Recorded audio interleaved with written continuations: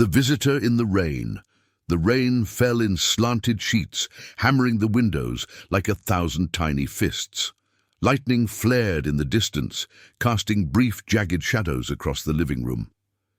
Darren sat alone on the couch, half watching a muted news feed scrolling across his tablet. Another power outage. Another night of quiet in a house that had once been so full of noise. His mother had gone to bed early, as usual. Since the move to this isolated countryside house 2 years ago, she'd become increasingly withdrawn. She didn't talk much about the past, especially about those years. The years before Darren turned 6, a heavy knock came at the door, 3 slow, deliberate raps. Not the hurried knock of a delivery driver or a neighbor asking for help. No, this was different, heavy, measured, as if the visitor already knew he would open. Darren blinked, unsure if he'd imagined it, then stood. The wind shrieked as he cracked the door open. A woman stood on the porch, rain sliding off a shimmering cloak that didn't appear wet. She was tall, taller than anyone he'd ever seen in person, her skin a metallic silver that shimmered under the porch light. Her eyes were deep violet, glowing faintly. Darren didn't speak. Something in him, a primal fear or perhaps recognition, froze his tongue. She stepped forward. "You are of age now," she said softly. "We must begin." He stumbled back instinctively, hand tightening around the doorknob. I think you have the wrong house." Her expression didn't change. "I have waited. You remember me, Darren, even if they tried to erase it, and somehow he did. The memory returned, not in words, but in feeling. A strange presence at the edge of his childhood. A tall, elegant woman who only came at night, who spoke to his mother in a language he couldn't understand. He remembered hiding behind the stairs, peeking through the railings. He remembered her glowing eyes. And then she was gone. His mother had never spoken of her again. Before Darren could respond, his mother's voice rang out from behind him. No. The word was sharp, terrified. She was standing at the top of the stairs in her robe, eyes wide and face pale.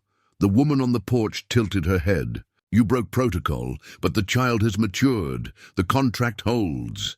You don't get to decide that anymore," his mother snapped, rushing down the stairs. "We're not part of your experiment, not anymore." "I didn't come for you," the woman said coldly. "He has a right to know who and what he is." Darren's heart pounded as he looked between them. "What is going on?" His mother grabbed his arm. "Get inside now." But the woman had already stepped into the threshold, ignoring the rain that never seemed to touch her. The house lights flickered and died. The screens on the walls glitched, showing lines of alien symbols before going dark. Then the woman raised her hand and touched Darren's forehead with 2 fingers. A pulse of warmth surged through his skull, and everything went black. Darren woke, on the floor of his bedroom, or a room that looked like his bedroom. The bed was in the same place, the desk, the posters, nearly identical, but there were subtle differences. His poster of Mars had alien constellations on it. The desk was made of some smooth, seamless material. The air itself felt cleaner, too clean. He sat up slowly. The door slid open with a hiss. Viola, he didn't know how he knew her name, but he did, stood waiting. No longer cloaked, she wore a form-fitting suit of iridescent material. Her skin gleamed like moonlight, and her eyes no longer glowed. They burned. "You are safe," she said. "Where am I?" Darren asked, stumbling to his feet. "Where's my mom? She is safe. On Earth. You are not." The words struck him like a punch. "What do you mean, not on Earth?" Viola turned and walked away. "Come, you should see." Drawn by equal parts fear and need for answers, Darren followed her through a corridor that curved slightly with no visible seams or corners. It felt grown, not built. They entered a chamber with a wide, sloping window. Outside was space. Endless blackness dotted with stars, and just beyond the glass, Earth floated like a blue marble, serene and distant. Darren staggered back. No, no, no. This isn't real. Vela didn't look at him. You have questions. You deserve truth. She touched a circular pad and a hologram sprang to life. A contract written in alien glyphs, followed by his name and a signature. Margaret Claiborne, his mother. She signed this when you were 5. It gave our people partial custodial rights over your genetic future. My what? You are genetically viable, exceptionally so. Your biology is compatible with ours. In ways we have never seen, it's why your mother was chosen. You are the only confirmed offspring born under Phase 1 of the hybrid accord. Darren shook his head. No, that's insane. I'm human. I live on Earth. You were born of Earth, Viola interrupted, but not only of it. He stumbled backward, his breath catching in his throat. You're telling me this is some breeding program? He asked bitterly. And now that I've turned 19, what I'm supposed to mate with someone? Vela turned toward him, her expression unreadable. It is not physical as you understand it. We imprint, mind to mind, soul to soul. That is how our kind reproduces. Emotion carries life forward. Your emotional spectrum is powerful. You are ready. Darren stepped away. No, hell no. I don't care what my mom signed. I never agreed to this. He turned and sprinted back down. The corridor. Lights flickered as he passed. Doors hissed open and closed. The walls pulsed like a living thing. He was being guided, somehow. He reached a small control room filled with interfaces he couldn't understand. But one screen showed Earth. The signal tracking it shifted slightly. Every few seconds, he was in orbit. Another console displayed something else, a chamber dimly lit with a soft white bed. A child was lying there, curled up under a shimmering field. She looked part human. Her skin was pale but faintly luminescent. Her hair floated around her head as if in water. She couldn't have been older than 7 or 8. As he stared, her eyes opened, large, violet, familiar. She looked straight into the camera and softly she said, "Daddy, the contract." You never signed. Darren stared at the screen, frozen. The girl's voice echoed through the chamber. "Daddy?" He could hear it, not just from the monitor, but inside his head. It wasn't a recording. It was real, direct. Like her voice had bypassed space, language, and time to find him. "No," he whispered. "No, that's not possible." He backed away from the console. The girl, the child, sat up, her pale hand pressing against the barrier of the chamber. Her eyes shimmered. She looked exactly like him, and a little like her. Viola. Footsteps behind him. He spun around. Viola entered the room silently. She stood at the threshold like a spectre of inevitability. "Her name is Leora," she said. Darren's voice cracked. "She called me Daddy." "Because she was grown from you," Vela replied calmly, "from your DNA. She was part of Phase 2. That can't be. There's no way I could have had a child. I didn't agree to any of this." Vela walked slowly to the console. Her hands moved over the interface in a fluid, practiced motion. The display shifted to show biometric charts, timelines, gene chains, alien, human, blended. "You didn't need to agree," she said softly. "Your mother already did." "Then she lied to me," Darren muttered, fists clenched. "No," Viola said, glancing at him. "She protected you." For a moment, silence hung in the room like weight. Darren looked back at the monitor. "She's in stasis?" "Yes, her genetic structure is unstable. Half of her is pure potential. The other half is incomplete. She cannot fully exist without the final imprint." Darren stepped back. "What does that mean?" Viola looked at him now, her expression unreadable but solemn. "She was created to be bonded with you. Emotionally, mentally. It's the only way her body will stabilize. She's waiting for that connection, one only you can complete." Darren felt like the floor was falling away. "Wait, you're telling me this girl, this child, is dying?" "Yes, And the longer you delay, the more her molecular cohesion erodes. She is phasing, slipping. He rubbed his temples. You're talking like she's some kind of experiment. She is not. She is alive. She is your daughter, Darren. And she loves you, already. How could she love me? I never even met her. Viola approached slowly, placing a hand over her chest. Our kind forms connections through emotion. She's been tuned to you from the moment she was grown. She hears your thoughts when you're near, feels your fear, your confusion. She knows. You, even if you don't yet know her. Darren's heart pounded in his chest. Why didn't my mother tell me, he asked. Vela lowered her gaze. Because she tried to break the contract. She changed the terms after the imprint had already begun. That's why Leora is unstable. Darren stared at her. So my mum, she knew this would happen? She tried to stop it, but the imprint had already partially succeeded. It's irreversible now. He turned away, mind racing. This wasn't just about some interspecies experiment. It was about him, his childhood, his mother's secrets, and this little girl whose fate now rested entirely in his hands. A daughter he never knew he had. I need to see her, Darren said suddenly. Vela blinked. It is not advised. I need to see her, he repeated, voice firmer now. If I'm supposed to make this decision, I want to look her in the eyes. Viola stared at him a moment, then nodded once. The chamber was round, softly lit by an ambient blue glow. The walls pulsed gently, like the inside of a living creature. In the center was a translucent capsule, hovering just above the floor. Inside, it lay the girl. She was awake. Her eyes flicked to Darren the moment he entered. He froze. Up close, she looked even more real. Her hair floated gently in the containment field. Her skin had a faint, iridescent shimmer, but her face, her nose, her cheekbones, those were his. Hi, she whispered. Her voice wasn't in his ears. It was in him. Darren stepped closer. She reached a hand to the capsule wall, pressing her palm outward. He slowly matched it, placing his hand on the opposite side. Their fingers almost aligned, separated by a field of soft light.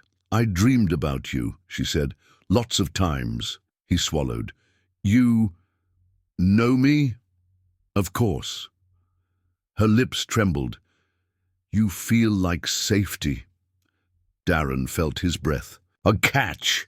His chest hurt in a way he didn't expect. How old are you? He asked, voice barely a whisper. I don't know, she said. I wasn't awake for a long time, but then I felt you. That means it's almost time. Time for what? I looked at him with all the innocence in the world, for us to become real. Darren stepped back, overwhelmed. He turned to Viola, who stood silently by the door. This isn't right. She never asked for this. Neither did I. She only wants to live, Viola said. And what happens if I don't go? Through with this imprinting? Her molecules will degrade completely. She will cease. He clenched his jaw. You make it sound like she's just data.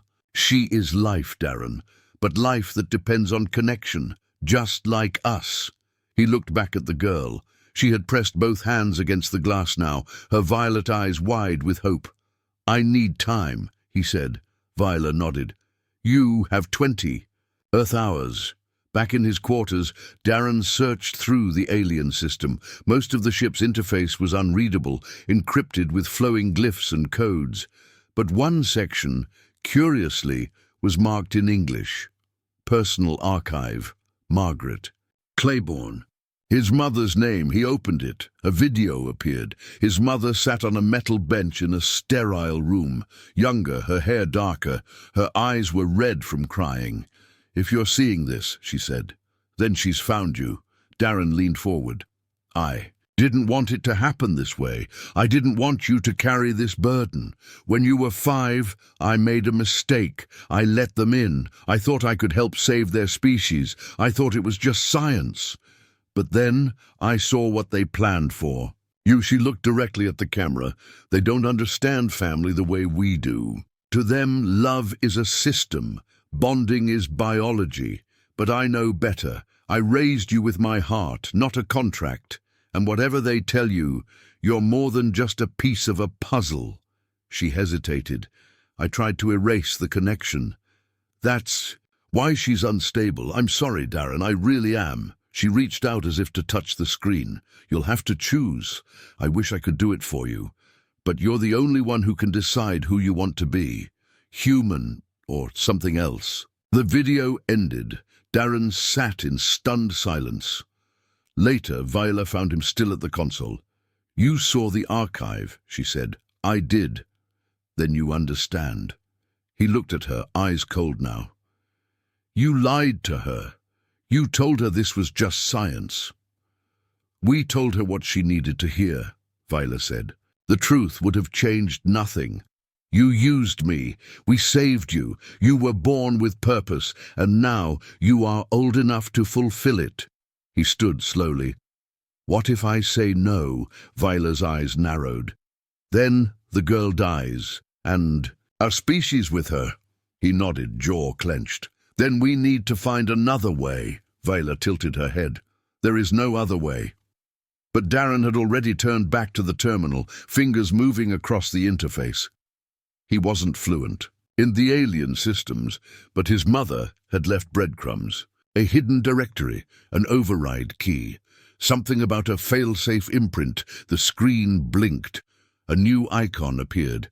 Emergency Reconciliation Protocol. Subject, Leora. Before he could open it, the ship rocked violently. An alarm flared. Viola snapped to attention. "Oh, we're being scanned." Darren rushed to the viewport. Earth loomed larger now, far closer than before, and on the surface, multiple launch sequences were blinking across military bases. "They found us," he whispered. Vela stared at the interface. "They're locking missiles." He turned to her. "Can we cloak?" "We're too close. Cloaking will fail at this range." Another alarm blared, this one urgent. A countdown appeared. "Impact in. 00C438. Darren looked to Viola. "I need to complete the imprint now." Viola's eyes widened. "You are ready?" He nodded. "Then follow me. We don't have much." And time.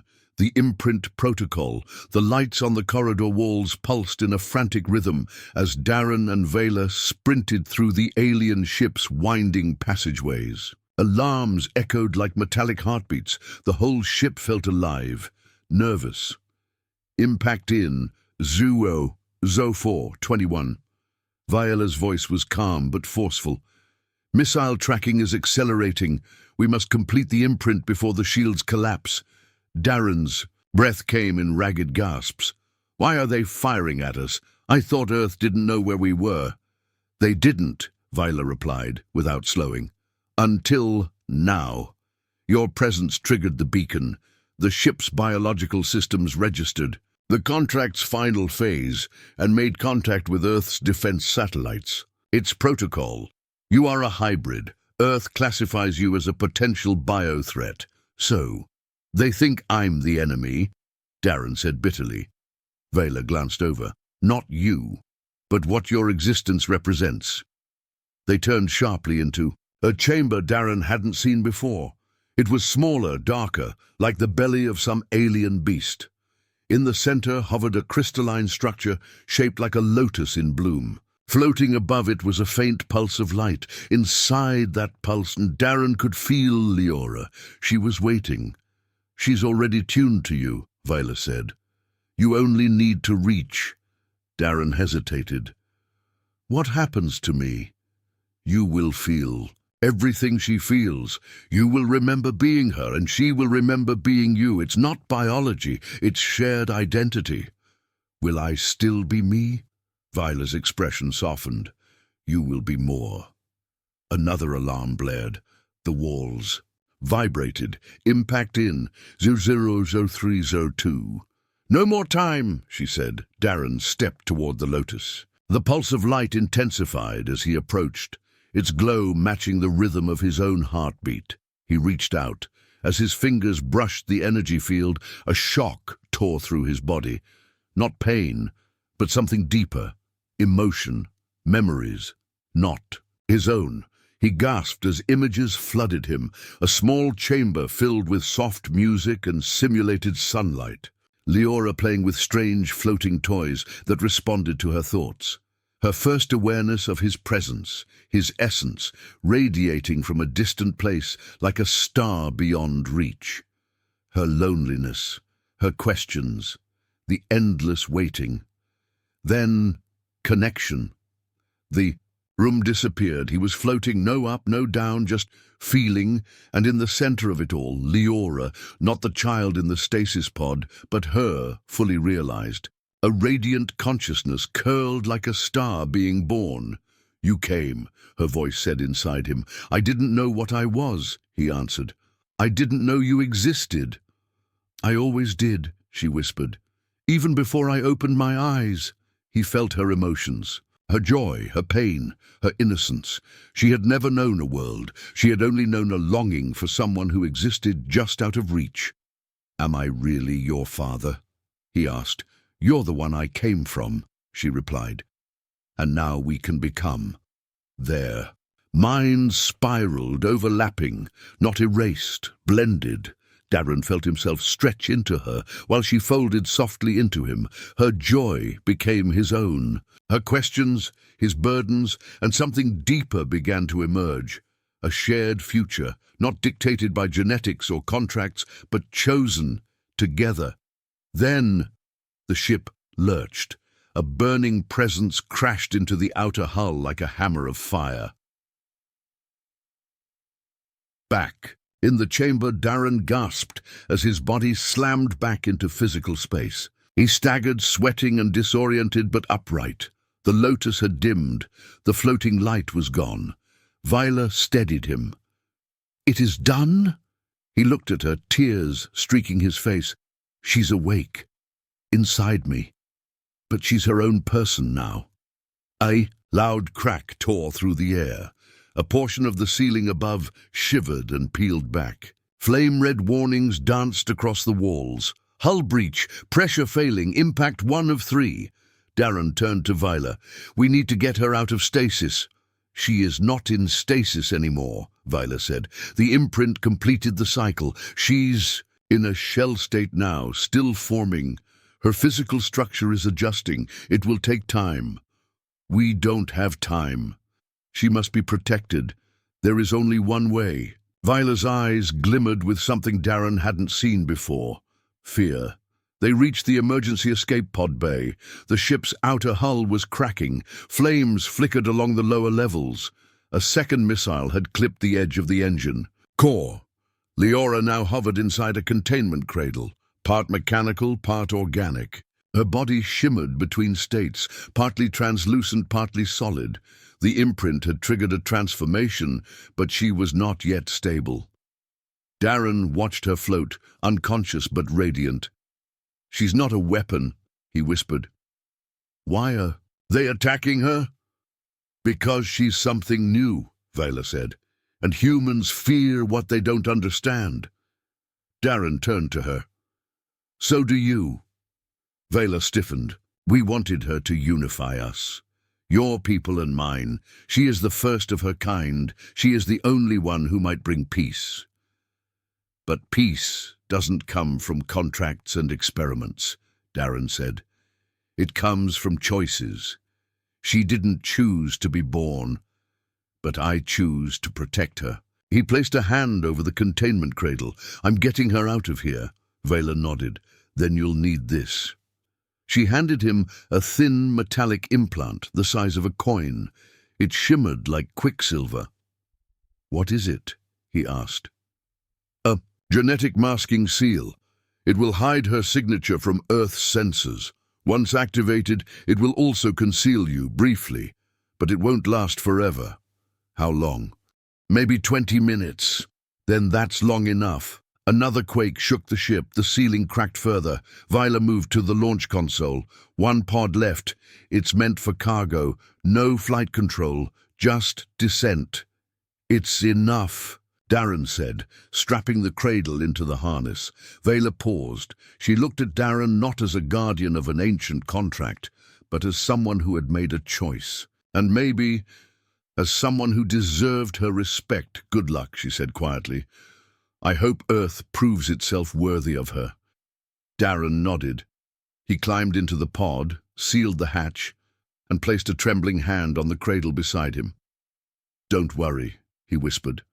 I'm not going anywhere. The pod detached with a heavy jolt, and the stars outside twisted as it began to fall. Inside the escape pod, Earth descent. The roar of atmosphere buffeting the outer hull drowned out everything. Alarms blinked and heat warnings flared red across the panel. But Darren kept his hand on Leora's pod, eyes locked on her face. She was shifting again. Her form flickered, bones aligning, skin coloring, and then her eyes opened, not fully, just a flicker, but she saw him.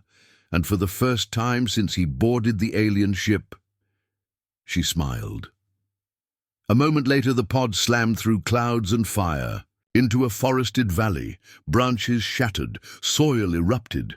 The pod skidded to a halt, half buried in rotten roots. Silence. Smoke curled into the air. Darren crawled from the wreckage, body bleeding and shaking, dragging the containment cradle with him. The seals still pulsed, cloaking them in a faint shimmer. They were hidden, for now. He looked up at the stars above, at the distant glimmer of the ship, still under fire. But it was holding on, barely. He cradled Leora's pod beside him and collapsed. Under a tree, breathing hard, heart pounding, his mind swirled with questions, with grief, with wonder. But through it all, one truth remained. He wasn't alone anymore, somewhere else. In a darkened room lined with monitors, a woman watched the satellite feed freeze. An operator turned to her. Target vanished. No signal. The woman narrowed her eyes. Activate. Retrieval teams. He's alive. She turned away from the screen, her voice a whisper, and the girl has landed. The girl from two worlds. The forest smelled like pine and wet soil. Steam curled from the cracked hull of the escape pod, its metal groaning in protest as it cooled. Birds had stopped singing. The entire valley was still, as if nature itself was holding its breath. Darren lay on his back, staring at the sky. Blood crusted his temple, and his shirt was torn from the crash. Beside him, nestled in a soft bed of moss and leaves, was Leora's containment cradle. The faint shimmer of the masking field still clung to her form, but it was weakening. Fast. Her body was now fully humanoid. Not alien, not human. Something in between. Her skin held a subtle luminescence, as if light pulsed just beneath it. Her hair, jet black with streaks of silver, floated slightly, unaffected by gravity. Her eyes remained closed, but Darren could feel her presence, like heat near a fire. He reached out and touched the glass casing. "Come on, Leora," he murmured. "You've got to wake up. I don't know how long we're safe here." The masking field blinked once, twice, then vanished completely. Darren tensed. A chill danced down his spine. Somewhere nearby, a branch cracked. He turned sharply, heart racing, movement low to the ground. Someone or something was moving through the underbrush. Darren snatched up a broken piece of metal pipe from the wreckage and crouched in front of Leora's cradle. "Who's there?" he called out, trying to keep his voice from shaking. A figure stepped out from the trees, small, hooded, hands raised in peace. Then, familiar. "Darren?" He blinked. "Mom?" She pulled back the hood. It was her. Aging, yes, but unmistakable. Her graying hair pulled back in a braid, her eyes sharp with worry and disbelief. "I tracked the beacon," she said breathlessly, rushing forward. "I saw the crash site on the private military feed. Are you hurt?" "How did you—" "I never stopped looking after you left," she said, gripping his arms. "When the global defense alert tripped, I knew you were involved. I had help." She glanced to the trees, and a second figure emerged. Vela, alive, covered in burns, and with one of her arms in a sling, but very much alive. "You survived the attack," Darren breathed. Vela nodded, her voice weaker now. "I triggered the—" Ship's cloaking failsafe just in time. Earth sensors think the vessel was destroyed. But I couldn't track the pod until your masking signal failed. Darren looked between them. His mother, the alien, the stasis pod glowing beside him. This doesn't make sense, he muttered. You two know each other? His mother looked down and nodded. I wasn't just friends with Viola, she said quietly. I was part of the program. What program? The contract, the breeding initiative. But not as a subject, as an observer. I was one of the human liaisons chosen to host the first exchange candidates. That's how Viola came into our home. Darren took a step back. So you knew this would happen to me? I didn't know the full extent. They kept secrets from all of us. But yes, I knew you were exposed to Vela's pheromone imprinting when you were 5. That wasn't an accident. They were testing compatibility. And you let them? Tears welled in her eyes. I didn't understand what they were doing. And when they found out I tried to get you removed from the program, they shut me out. That's why Vela left. Darren turned to the alien woman. So was any of it real? The way you looked at me when I was a kid? Was it all a setup? Vela's one good hand clenched. I didn't choose to imprint on you. It was triggered by your proximity to a failed embryo we were testing. The DNA match, yours, overwhelmed the programming. You were never supposed to be part of it. But once it started, I couldn't undo it. His chest felt tight. And Leora? Viola approached the cradle slowly. She wasn't grown. She wasn't engineered. She was conceived, not the way you think, not physically, but your genetic pattern completed something in me. Leora is the result of that pattern expressing itself in a form my species has never seen before. Darren stared at the cradle. Leora was breathing now. Slowly, her chest rising and falling. She's not just some hybrid, he whispered. She's a bridge. Yes, Viola said, and every government on Earth will want to dissect her to find out why. Darren looked at his mother. What do we do? She reached into her coat and pulled out a black chip. There's a safe house, underground. No signals in or out. I've kept it off the grid since the day you left. He hesitated, then nodded. We move now. Later that night, underground safe house. The walls were lined with old tech, outdated. Military gear, shelves of protein packs, and an antique CRT monitor that hummed softly in the corner. Power was limited, but stable. Leora's cradle was connected to a solar-charged converter. She stirred. Her eyes fluttered open again. This time, fully. Her irises glowed softly, shifting between silver and violet. Her gaze locked on Darren. You're here, she said, her voice like wind through glass. I'm here, he whispered. She sat up slowly. Her body moved with strange grace, too light, too fluid. Her hands explored the air like she was feeling its texture. Everything had changed, she said. Darren sat beside her. How much do you remember? Everything. Before birth. The imprint. Your fears. Viola's regrets. Even the moment the ship exploded. It's all part of me. His mother watched cautiously from across the room. Viola stayed near the door. Leora turned to them both. You're afraid of me. His mother nodded. Because you represent something we don't understand, and we don't have a good track record with that. But you still protected me, Leora said. I didn't do it because of science, she answered. I did it because Darren is my son, and you're his. Leora blinked, then for the first time smiled. It wasn't an alien smile, it was entirely human, but peace didn't last. Hours later, the CRT monitor flickered. A message appeared in garbled characters. Static sector breach. Unknown signal. Then, they found us. Vela rushed to the console. Impossible! This place is shielded. Darren's mother paled. Unless someone on Earth was already tracking her, not with tech, with instinct.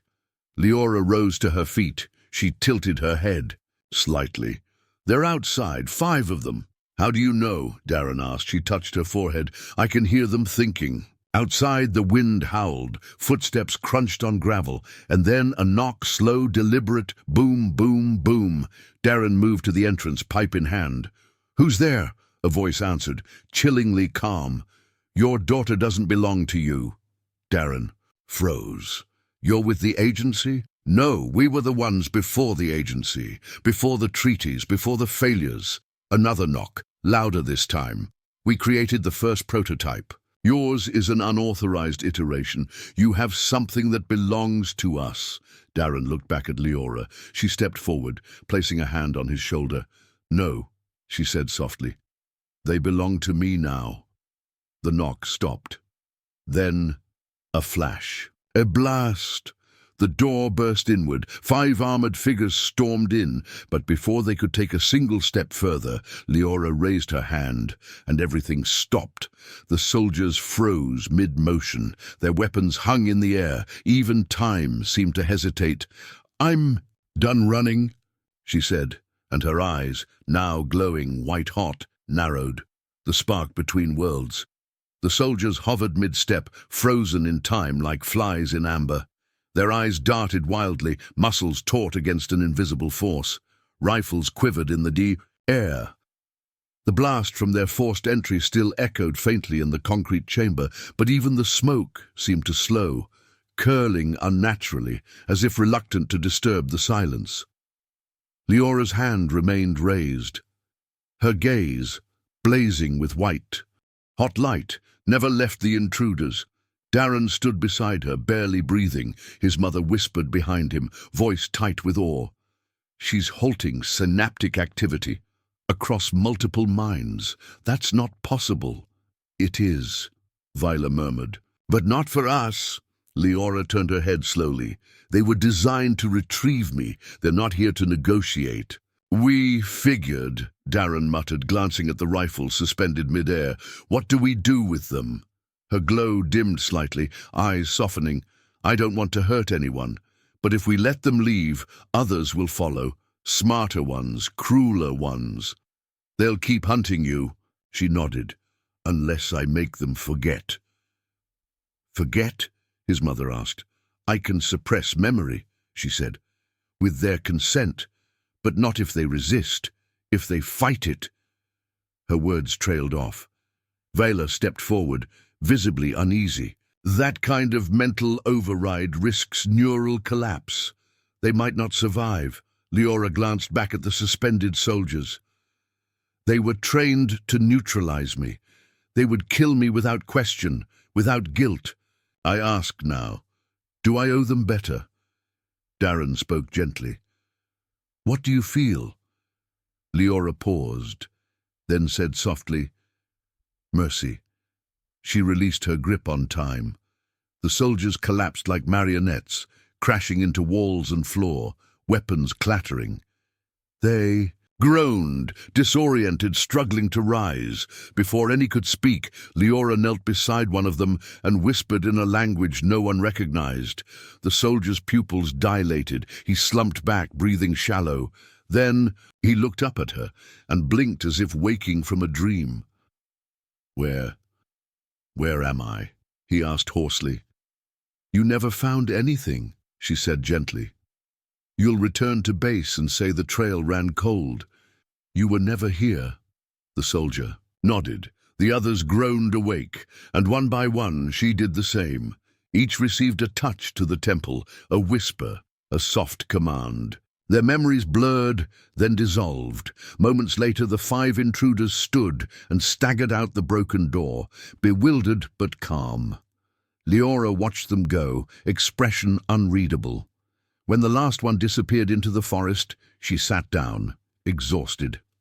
Darren knelt beside her. You okay? She nodded. Yes, but I can't keep doing this forever. Every time I touch a mind, it touches back. Vela crouched nearby. They'll be back. Reinforced, shielded. We bought time, not peace. Darren's mother stepped forward. Then we used that time wisely. They retreated deeper into the bunker. Over the next 48 hours, they worked in shifts, gathering data, analyzing Leora's DNA, searching for answers buried in alien archives and forgotten Earth transmissions. They discovered terrifying truths. The soldiers hadn't come from Earth governments.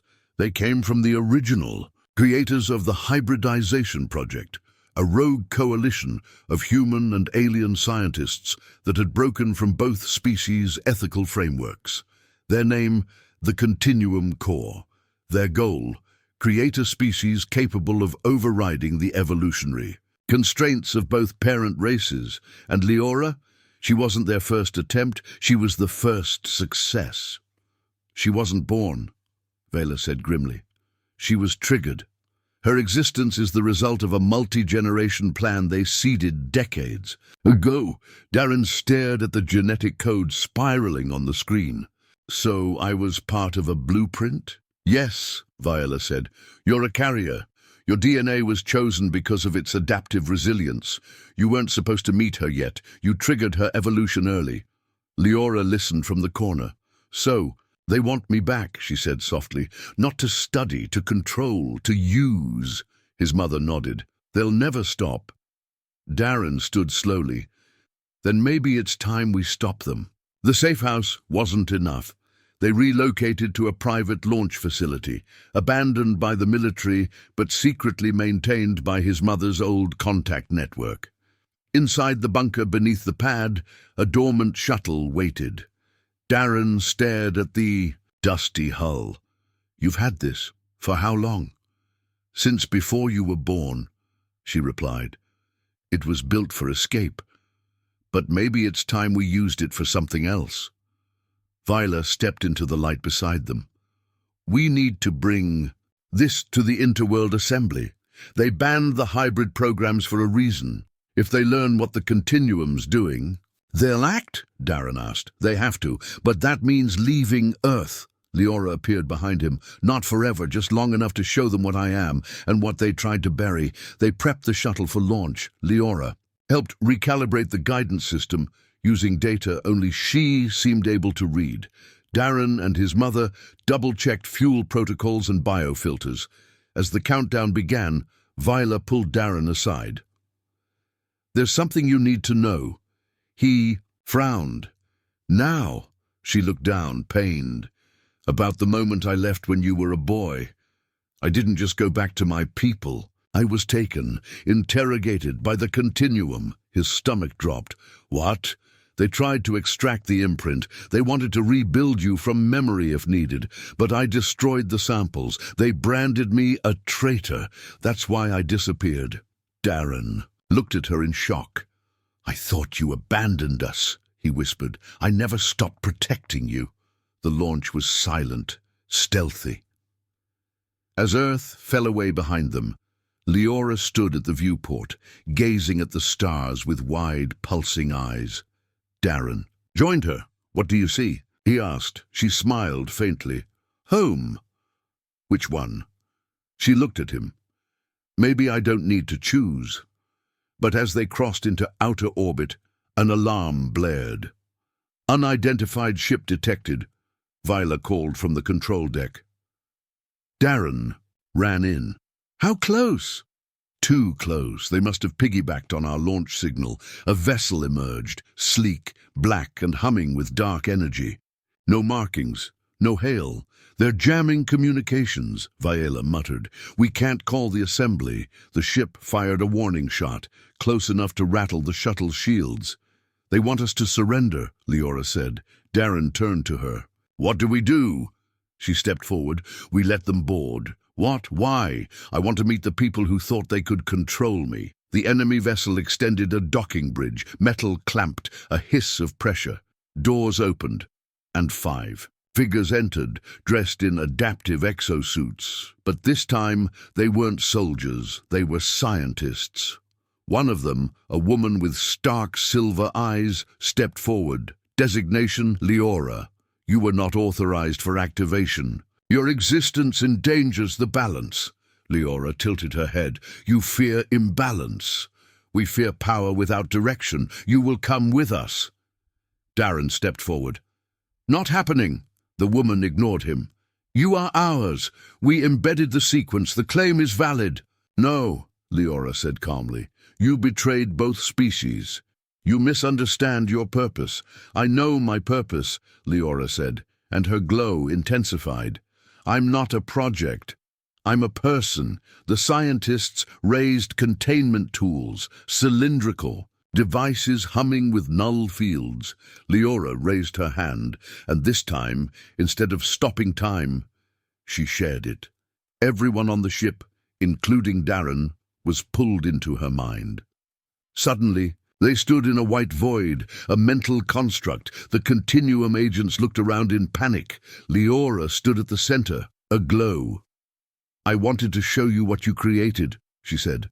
Not the weapon, not the experiment. Me. And then she opened.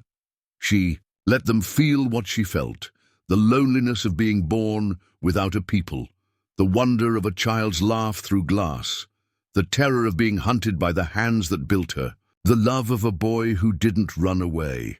Tears fell from the lead scientist's eyes. You were never meant to be like this, Leora whispered. But I am. The void faded. Back on the ship, the scientists staggered. One dropped her weapon, another sank to his knees. The leader removed her helmet, face pale. We will call off the retrieval. No one else will come. Darren stared. Just like that? No, she said quietly. Not just like that. Because for the first time I understand, she's not ours. She's herself. They turned and departed. The docking bridge retracting behind them. Leora sagged, weary. Darren caught her before she fell. Hours later, Earth was far behind them. Ahead, the Interworld Assembly outpost. Leora sat beside Darren, hand in his. You okay? He asked. She nodded. I think I'm becoming, he smiled. Becoming what? She looked at him with tear-bright eyes. Whole. The ones we choose. The Interworld Assembly outpost shimmered like a beacon among the stars. Constructed in a neutral orbit far beyond Earth's reach, it hovered in silence, shielded, heavily monitored, home to the oldest peace treaty between species that once viewed each other as myths. As the shuttle approached, Darren stared out the viewport, heart pounding. Leora sat beside him, calm but distant. Since she forced the Continuum to stand down, something had shifted in her, not just mentally, but biologically. Her skin pulsed more brightly. Her presence felt larger, more centered, more certain. He touched her hand. She looked at him and smiled gently. We're almost there. They were met by diplomatic drones, hovering, analyzing, scanning for threat profiles. Then Viola stepped forward, raising an encoded medallion from her neck. The drones retracted. Access granted. Through sealed corridors of polished chrome and quiet light, they walked until reaching the central tribunal chamber, a vast domed arena of floating glyphs, translucent platforms, and representatives from over 30 species, all seated in suspended tiers. Darren squinted at a group of floating, silken beings whose thoughts shimmered like light trails. They judging us, Viola nodded. That's their job. His mother stood beside him, whispering, It's time. A voice rang out, neutral, robotic, but firm. Present your grievance. Viola stepped to the platform. I am Viola of House Tirun, former diplomat. I speak for the hybrid designated Leora, and for the human family that has protected her. Leora moved forward. Every eye in the chamber turned toward her. Even the floating species grew still. Lishora, the voice said, you were created outside treaty limits. Your existence was a violation. I was not a violation, Leora said, her voice strong. I was a child. I still am. I didn't ask to be made, but I deserve to live. Murmurs rippled across the assembly. I came to tell the truth, she continued. The Continuum Core used both human and alien DNA to force evolution, to create a bridge they could own. But I'm not a weapon. I chose peace. One delegate floated closer. You are unstable by definition. Your emotions could trigger planetary unrest. Your power is unmeasured. My power has always been tied to how I feel, she said. But I choose empathy. I showed my creators what it means to be more than a test, and they stopped because they felt it too. Darren stepped beside her. I'm part of this, he said. She's not alone. She was raised with love, with limits, with wonder. Not as an experiment, but as a person. Silence. Then, we have no precedent for this. Another delegate, silver-skinned and ancient, spoke. Perhaps now is the time to set one. After a long pause, the tribunal responded, Leora of Earth, you will be recognized as a sovereign entity, not owned, not controlled. Your DNA will not be studied further without consent. You are free. A beat passed. Then Leora's body relaxed. She exhaled deeply. I've waited my whole life to hear that, she whispered. Later, in the private quarters the assembly provided, Darren sat with his mother and Vila, sipping a warm, spiced liquid he couldn't name. So what now? He asked. Do we go back? Vela looked hesitant. Going back would mean hiding again. Earth isn't safe yet. Leora entered, dressed in a loose, iridescent robe, her eyes calmer than Darren had ever seen. I don't think I belong there anymore, she said quietly. I've changed too much. But your life was there, Darren said, with us. I had a life there, she replied. But this might be a beginning. He felt something in his chest twist. She saw it. I don't mean to leave you, she said, stepping closer. But there's something I need to explore. Something inside me. I was built to bridge worlds, Darren. Maybe I'm meant to help them understand each other, not just hide from them. That night, Darren lay awake, staring at the stars beyond.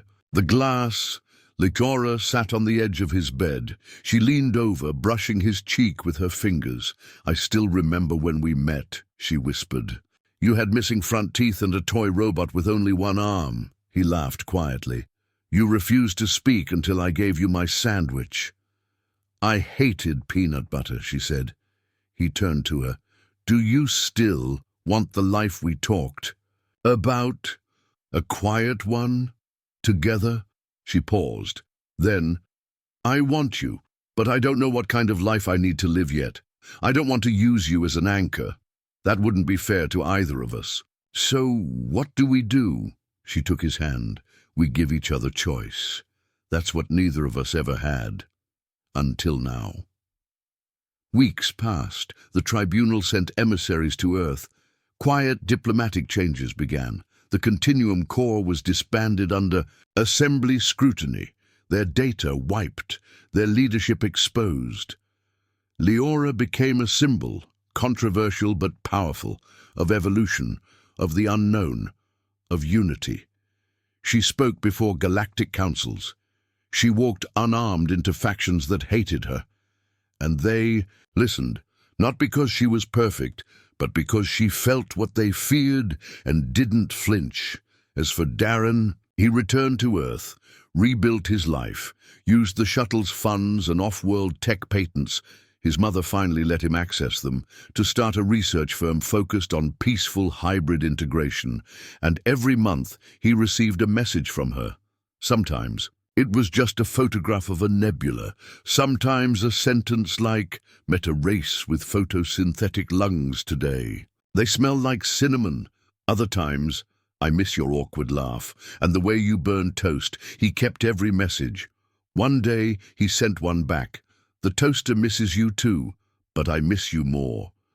Years later, during a symposium on hybrid, rights, she returned. The galaxy had changed. Earth had changed, but when Darren saw her walk through the doors, taller, prouder, still wearing that small, private smile, it all came rushing back. He stood, she stood, neither said anything. Then she opened her arms and he stepped into them. Epilogue. The child was born 3 years later, half human, half-hybrid, not created in a lab, not born of calculation, but of choice. The child had Darren's eyes and Leora's light. When she laughed, it felt like the future itself was echoing back, a future they'd fought to earn. The end.